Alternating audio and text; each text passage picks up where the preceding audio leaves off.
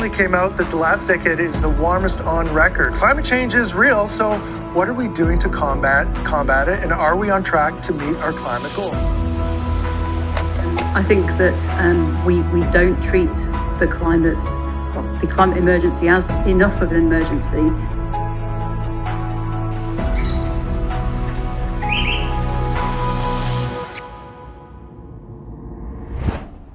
So this is North Okanagan, a region shaped by forests, mountains, and lakes.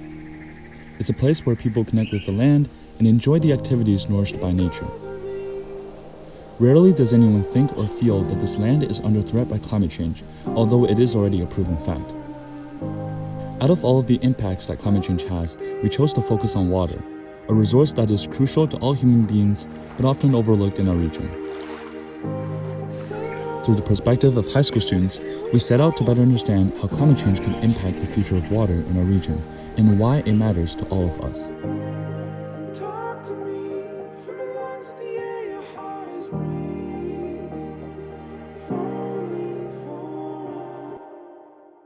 Our first stop is the Doodle Creek Treatment Plant in Lavington, the facility quietly responsible for most of Greater Vernon's water.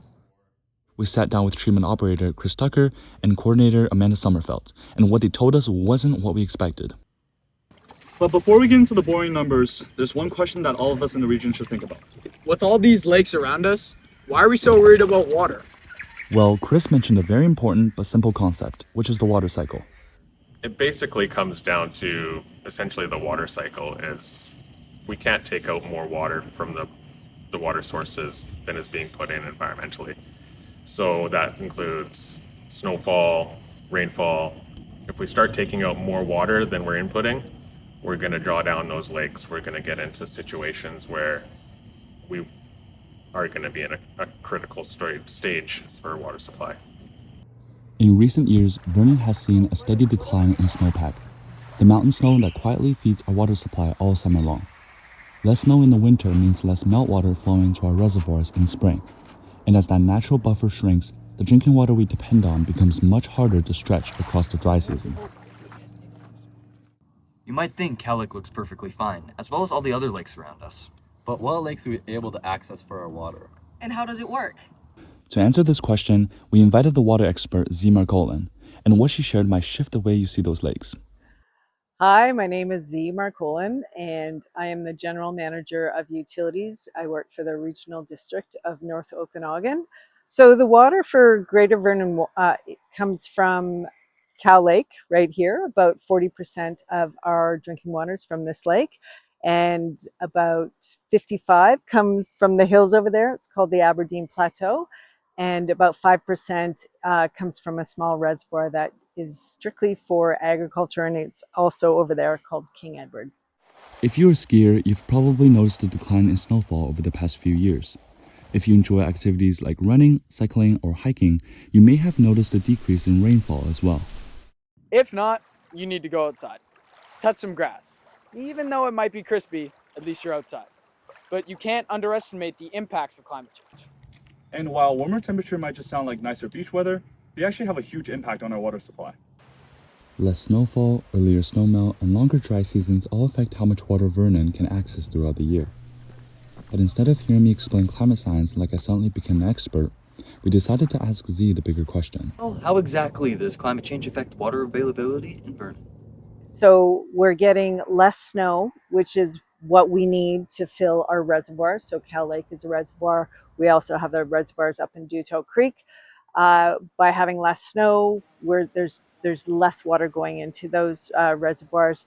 We also have longer, drier summers. So the reservoirs are designed so we can provide water during those dry summers. And if they're longer, drier summers and we have less water going into the reservoirs, that gives us a shortage. The reservoirs aren't filling and we have to provide more water over a longer period. So that is one of the ways that climate change is impacting us. At this point, the situation can sound a little scary. Less precipitation, earlier snowmelt, water restrictions, not exactly the news anyone wants to hear. Yeah, you guys got any water back there? It's so hot out here. No? Not bad. Anyways, the good news is people are not just sitting around waiting for things to get worse. Local governments, indigenous leaders, water operators, scientists, and environmental organizations are already working on ways to protect our water supply and prepare for the future. Because you wouldn't want to ignore the future like you do to your homework. And unlike homework, when it comes to climate change, you just can't sit and pray that your study buddy will give you all the answers before the night is due. The environment doesn't give us extra time. From monitoring reservoir levels to improving infrastructure and encouraging water conservation, there's a lot happening behind the scene that most residents never hear about. So we asked Z, what is the government doing to prepare for future water shortages?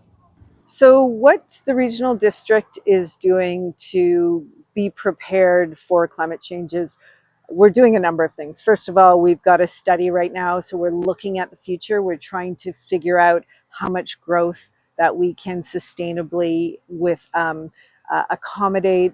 We're looking at agriculture. We just implemented volumetric rates for agriculture to encourage conservation. We also have a program that looks for lost water in the system. By gaining that lost water back, that'll also add to the amount of water that we have available. We are really encouraging water conservation. That's some of the things that we're really trying to get prepared for a different water cycle in the future. Now, after hearing all of this, you might be wondering, So what exactly am I supposed to do? I can't just stop showering. My mom won't be happy with that. one of the biggest things we learned during this project is that water conservation is not just the government's responsibility. Small choices made by thousands of people can actually make a huge difference. And no, this doesn't mean you have to live like you're stranded in a desert. Most conservation starts with simple habits people barely think about. It really starts with the small stuff: cutting your shower short by a few minutes, letting your lawn go a day longer between waterings, or choosing appliances that don't use more water than they need to. These aren't big sacrifices, but when a whole community does them consistently and actually follows the local water restrictions, the difference will be real. Because the reality is, climate change can feel massive and impossible to control, but protecting water starts locally, with the choices people make every day in their own homes and communities. So here we are, the North Okanagan. Same forests, same mountains, same lakes, but hopefully you're seeing it a little differently now. So we came into this project assuming that water is the least that we have to worry about. But the more we dug into it, the more we realized how easy it is to take something for granted just because it's always been there. The snowpack is shrinking, the dry seasons are getting longer, and the water coming out of your tap has a much more complicated story behind it than most of us ever stop to think about. So we're just a group of high school students from Vernon. And we definitely didn't go in with all the answers. And we sure didn't walk out as experts. But we walked out actually caring about where our water comes from. And that feels like a pretty good start. Because protecting water doesn't start in a government office or a research lab. It starts locally, with awareness and with the small choices people make every single day. The ripple starts here.